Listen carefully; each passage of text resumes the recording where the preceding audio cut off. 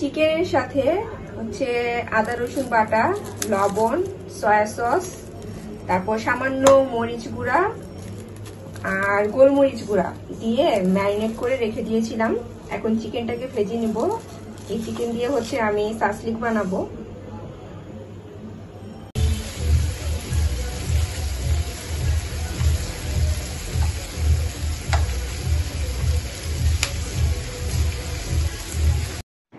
চিকেনগুলোকে আমি হালকা করে ভেজে আজকে নর্মাল ফ্রিজে রেখে দিব।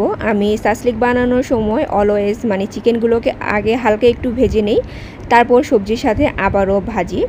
সো হ্যালো এভরিওয়ান, আসসালামু আলাইকুম। আমি Eva and welcome to Eva's lifestyle. আশা করছি সবাই ভালো এবং সুস্থ আছেন। আলহামদুলিল্লাহ আমরাও ভালো আছি। তো বরাবরের মতো আরও একটি নতুন ব্লগ আপনাদের সাথে শেয়ার করতে যাচ্ছি। আশা করছি আমার আজকের ব্লগটিও আপনাদের কাছে ভালো লাগবে।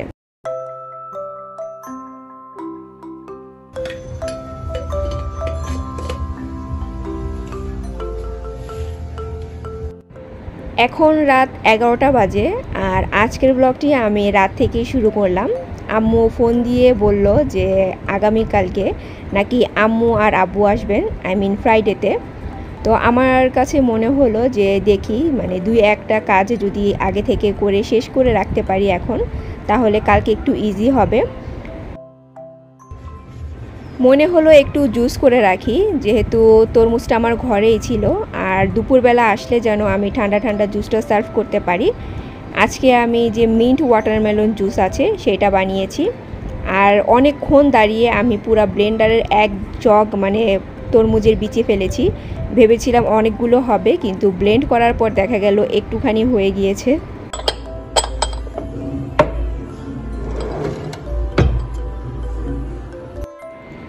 এখন আমি অল্প করে শুটকির ভর্তা বানিয়ে নিলাম আম্মুর জন্য। আম্মু হচ্ছে ভর্তা ভাজি দিয়ে ভাত খেতে বেশি পছন্দ করেন, কিন্তু আসে হচ্ছে 3, 4, 5 মাস পর পর। সো এতদিন পর পর আসলে তো আর ভর্তা ভাজি দিয়ে ভাত দেওয়া পসিবল না। যদিও আম্মু একা আসলে দেখা যায় আমি ভর্তা ভাজি মানে ভাত এগুলো আইটেমই করি, কিন্তু আব্বু আসলে আর সেটা ভাতের অ্যারেঞ্জমেন্ট আমার করা হয় না, কারণ আব্বু হচ্ছে একটু ভোজন রসিক মানুষ। তো আব্বুর জন্য আমি চেষ্টা করি আমার সাধ্যমতো একটু এটা সেটা করতে আর কি।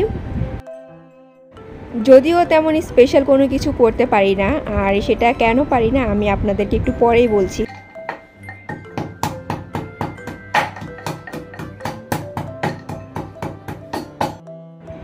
এটা হচ্ছে তার পরের দিন। আমি আজকে ঘুম থেকে অনেক জলদি উঠেছি, ভাবলাম যে আস্তে আস্তে করে মানে রান্নার প্রিপারেশনটা নিয়ে নেই, যেহেতু দুপুরের বেলায় আব্বু আম্মু আসবেন।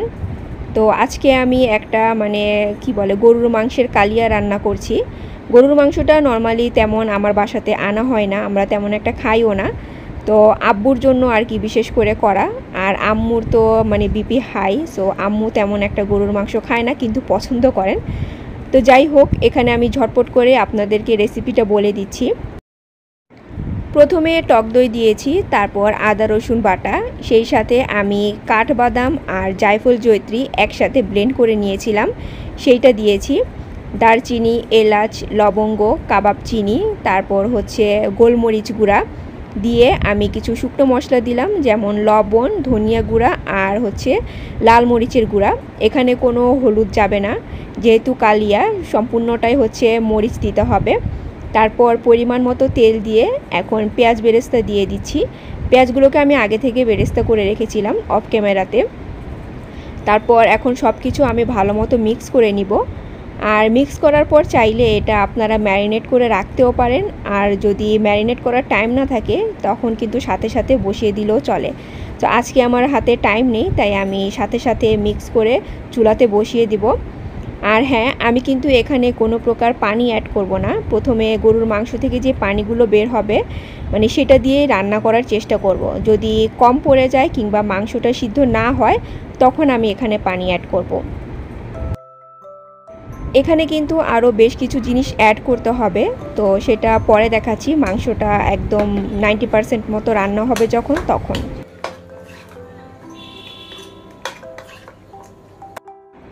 সেই সাথে আজকে আমি একটা নতুন মানে চিংড়ি মাছের আইটেম রান্না করছি, যেটা অনেক দিন ধরে ভেবেছিলাম করব, কিন্তু আর করা হচ্ছিল না। ভাবলাম যে আজকেই সুযোগ। যদিও মানে কাউকে দাওয়াত দেওয়ার পর কিংবা বাসায় কেউ আসলে নতুন কোনো খাবার নিয়ে এক্সপেরিমেন্ট করা ঠিক না, বাট রিস্ক নিয়ে আমি করেই ফেললাম। তো প্রথমে আমি চিংড়ি মাছের সাথে সামান্য আদা রসুন বাটা, সয়া সস, ফিশ সস, গোলমরিচ গুঁড়া, লবণ আর হচ্ছে লাল মরিচের গুঁড়া দিয়ে ম্যারিনেট করে কিছুক্ষণ রেখেছিলাম। এখন কর্নফ্লাওয়ার আর হচ্ছে ডিম দিয়ে মিক্স করে তেলে ভেজে নিচ্ছি, কারণ এই রেসিপির জন্য চিংড়ি মাছগুলোকে আগে থেকে তেলে ফ্রাই করে নিতে হবে। এখন মাছগুলোকে আমি উল্টিয়ে পাল্টিয়ে ভেজে নিচ্ছি, তবে কর্নফ্লাওয়ারের যে কোটিং সেটা কিন্তু একদম ঠিক হওয়ার দরকার নেই, হালকা হলেই চলবে।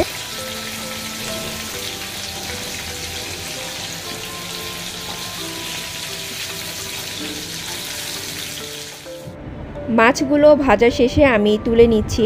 আর আজকে আমি চিংড়ি মাছ দিয়ে যে আইটেমটা করব, সেটার জন্য আমার কাছে মনে হয়েছে আমি যে সাইজের মাছ নিয়েছি এটা হচ্ছে পারফেক্ট একটা সাইজ। আমি চিংড়ি মাছের যে আইটেমটা এখন করছি, এটা আমি মূলত হাক্কা ঢাকাতে যে বিভিন্ন ধরনের নুডলস কিংবা রাইস প্ল্যাটারের সাথে মানে এই আইটেমটা সার্ভ করে, তো সেখানে খেয়ে আমার কাছে ভীষণ ভালো লেগেছিল।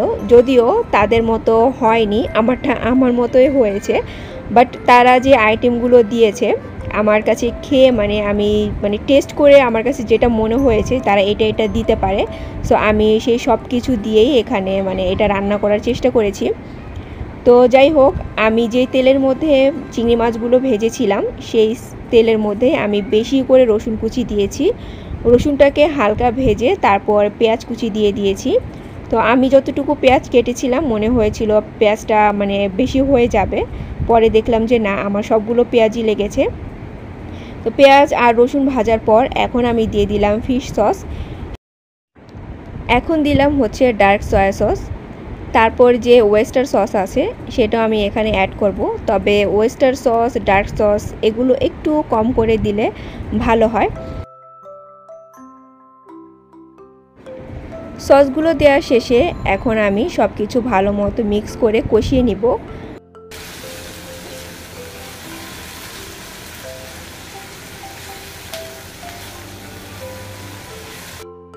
ফার্স্ট টাইম কোনো কিছু রান্না করার পর সেটার ভিডিও মেক করে আপনাদের সাথে শেয়ার করার একটাই কারণ, এর আগেও বলেছি যে এটা হচ্ছে আমি আমার নিজের জন্য সেভ করে রাখি। এখন দিয়ে দিচ্ছি বেশি করে টমেটো সস, আর আমার যে টমেটো সস সেটা অলমোস্ট শেষ হয়ে এসেছে, যার কারণে আমাকে এতবার শেক করে তারপর হচ্ছে বের করতে হচ্ছে। সেই সাথে দিয়ে দিচ্ছি রেড চিলি সস, তারপর হচ্ছে আমি একটু ভালো মতো মিক্স করে নিব। চিংড়ির এই আইটেমটা রান্না করতে বেশি একটা টাইম লাগে না, আর এমনিতেও চিংড়ি মাছ খুব মানে ঝটপট করে রান্না হয়ে যায়। আর এইটার সাথে কিন্তু আপনারা মানে ভাত হচ্ছে ফ্রাইড রাইস কিংবা রুটি, পরোটা, তারপর হচ্ছে পোলাও, বিরিয়ানি সব কিছুর সাথেই খেতে পারবেন। তো এখন আমি অল্প করে দিয়ে দিলাম হচ্ছে মানে গোলমরিচ গুঁড়া, দিয়ে মিক্স করে আগে থেকে যে আমি চিংড়ি মাছগুলো ভেজে রেখেছিলাম সেই চিংড়ি মাছগুলো এখানে অ্যাড করে দিচ্ছি। লিয়ানা তো এটা খাওয়ার পর পুরোই ফ্যান হয়ে গিয়েছে, আর লিয়ানার এমনিতেও চিংড়ি মাছ খুবই ফেভারেট, যেটা দিয়ে যেটাই বানাই না কেন তার খেতে ভীষণ ভালো লাগে। তো আমি চিংড়ি মাছগুলোকে সসের সাথে ভালো মতো মিক্স করে নিয়ে এখন দিয়ে দিচ্ছি হচ্ছে বেশি করে লেমন গ্রাস, আর মাস্ট লেমন গ্রাসটা কিন্তু অ্যাড করতেই হবে, এতে করে খুব সুন্দর একটা মানে ফ্লেভার আসে। আর আজকের আমার এই মানে চিংড়ির আইটেম হচ্ছে নাম হচ্ছে আর কি গার্লিক লেমন স্টার ফ্রাই। সেই সাথে দিয়ে দিলাম সামান্য পরিমাণ চিনি, টেস্টটা অ্যাডজাস্ট করার জন্য। সস জাতীয় খাবারে একটু চিনি অ্যাড করতে হয়। আর নামানোর একদম আগ মুহূর্তে দিয়ে দিলাম পেঁয়াজ কলি, আমি পেঁয়াজ কলিগুলোকে ফ্রোজেন করে রেখেছিলাম, তো সেটাও অ্যাড করে দিলাম। দিয়ে ভালো মতো এখন মিক্স করে আমি নামিয়ে নিব। তৈরি হয়ে গেল আমার মানে lemon garlic prawn stir fry. Already আম্মু আর আব্বু চলে এসেছে, তো আম্মুর জন্য আমি জুস বের করে নিচ্ছি, আর আব্বুর জন্য হচ্ছে আমি উইদাউট সুগার এখন আবার নতুন করে একটু জুস বানিয়ে নিয়েছি। আমার একদমই খেয়াল ছিল না যে আব্বুকে উইদাউট সুগার আমি জুস দিব।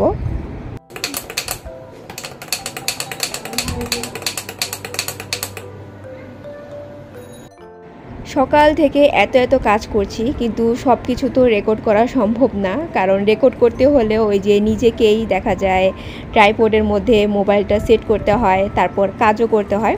তো যখন যতটুকু সম্ভব হচ্ছে আমি রেকর্ড করছি, আর সেগুলোই আপনাদের সাথে আর কি শেয়ার করা। তো এখান থেকে যে আমি বিফ বসিয়েছিলাম কালিয়ার জন্য, সেইটা কিন্তু আমার বিফটা 90% কিন্তু হয়ে গিয়েছে। এখন আমি দিয়ে দিলাম হচ্ছে টমেটো সস, সেই সাথে কাঁচামরিচ, এগুলো একটু শেষ মুহূর্তেই দিতে হবে।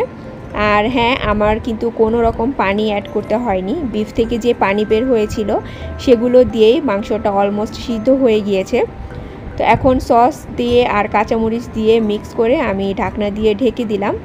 তারপর সেই সাথে মনে পড়লো যে আরও কয়েকটা জিনিস দেওয়া বাকি, যেমন হচ্ছে গোলাপ জল, তারপর আলু বোখারা একটাই দিলাম যেহেতু আমার গরুর মাংসের পরিমাণ কম। সেই সাথে এখন দিয়ে দিলাম ঘি। তো এই যে মানে তৈরি হয়ে গেল আমার বিফ কালিয়া। এখন আমি সাসলিক বানানোর প্রিপারেশন নিচ্ছি। সাসলিকগুলোকে অফ ক্যামেরাতেই আমি রেডি করে রেখেছিলাম, এখন জাস্ট ফ্রাই করে নিচ্ছি। আর পাশের চুলাতে কিন্তু আমার অলরেডি যে চিকেন বিরিয়ানি সেটা রান্না অলমোস্ট শেষ। আব্বুর হচ্ছে সাসলিকটা মানে বেশ পছন্দ, আর আমারও সাসলিক খেতে বেশ ভালোই লাগে। তো আব্বু আসলে আমি চেষ্টা করি সবসময় এই সাসলিকটা রাখার জন্য। আমার আগের ব্লগগুলোতেও হয়তো বা আপনারা খেয়াল করবেন যে অল্প করে হলেও আমি সাসলিক করার চেষ্টা করি। তবে সাসলিকের পাশাপাশি আমার অনেক কিছু করার ইচ্ছা থাকলেও সেটা আম্মু আব্বুর জন্য করা পসিবল হয়ে ওঠে না, কারণ আম্মু আব্বু সব সময় এই কাজটা করে। যখন আমি তাদেরকে ইনভাইট করব তখন তারা আসবে না, আগের দিন কিংবা একদিন আগে আমাকে বলবে যে আমরা আসব। তো সেই সময়ে তো চাইলেও কোনো কিছু মানে তেমন স্পেশাল কিছু করতে পারি না আর কি, কারণ স্পেশাল কোনো কিছু করতে হলে স্পেশাল বাজার থাকতে হবে, সেই সাথে একটু প্রিপারেশনেরও ব্যাপার আছে। সো সেটা আর পসিবল হয়ে ওঠে না। তো প্রতিটা ব্লগেই মানে যতবার আম্মু আব্বু আসে আমি কিন্তু একই কথা বলি। তো আম্মু আব্বুকে নিয়ে আর পারলাম না কখনো, মানে অনেক বেশি কিছু রান্না করে খাওয়াতে পারবো কি না জানি না, কারণ সবসময় এই কাজ করে। তো এই হচ্ছে আমার আজকের দুপুরের আয়োজন আম্মু আব্বুর জন্য।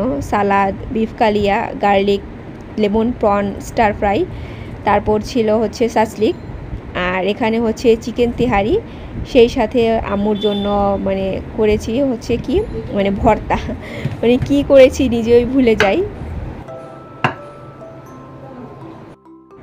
ড্রিঙ্কসে ঝটপট করে কি করা যায় সেটা চিন্তা করে হঠাৎ মনে হলো যে ব্লু ওশানটাই বানিয়ে দেই, কারণ আব্বু মানে এই টাইপের একটু ডিফারেন্ট খাবার দেখলে মানে অনেক খুশি হয়ে যায়, আর বলে যে বাবা এটা নতুন কি বানিয়েছো তুমি, মানে খুবই মানে আমার কাছে খুব ভালো লাগে আর কি সেটা মানে শুনতে আর দেখতে।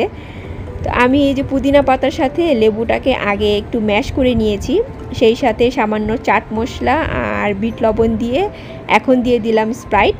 আর যেহেতু ব্লু ওশান এটা, সো ব্লু ফুড কালারটা তো অবশ্যই দিতে হবে, আমি এখানে ব্লু ফুড কালারটা দিয়ে দিচ্ছি।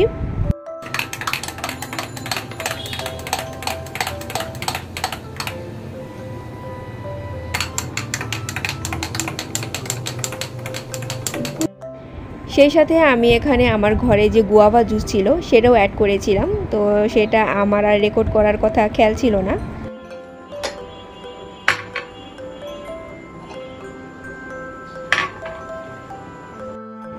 লাঞ্চের পর আর কোনো কিছু রেকর্ড করা হয়নি, তো ভেবেছিলাম আম্মু আব্বু তো রাতে ডিনার করবে, সো ডিনারে কি অ্যারেঞ্জমেন্ট করছি সেগুলো আপনাদের সাথে শেয়ার করব। কিন্তু আব্বু বলল যে ডিনার নাকি তারা করবে না, এত রিকোয়েস্ট করার পরও মানে ডিনার না করেই চলে যাবে। তো একবার ভাবলাম যে ঠিক আছে, তাহলে সন্ধ্যার সময় একটু হেভি নাস্তা করিয়ে দেই তাহলেই হবে। কিন্তু শেষে গিয়ে বলে যে সন্ধ্যার নাস্তাও নাকি খাবে না, শুধু চা খেয়েই চলে যাবে। তো আমি এত মানে রিকোয়েস্ট করার পরও কিছুই খাবে না, তো আমি কি করলাম, আমার ফ্রিজে একটু টার্কিশ কাবাব রেডি করা ছিল, তো সেইটাই ভেজে জোর করে টার্কিশ কাবাবটা খাওয়ালাম, আর সেই সাথে এখানে মালাই চা করে নিচ্ছি। আর আজকের চাটা খেয়ে মানে আম্মু আব্বু দুজনই অনেক বেশি মজা পেয়েছে। তো আম্মু তো বলছিল তুমি আমাকে এতটুক কাপে চা দিয়েছো কেন, মগটা ভরে চা দিবে না। আসলে আমার হাতের চা সবসময় মজা হয় না, মাঝে মধ্যে এরকম হয়ে যায় আর কি। তো যাই হোক, আশা করছি আমার আজকের ব্লগটিও আপনাদের কাছে ভালো লেগেছে। So take care and always love yourself. আল্লাহ হাফেজ।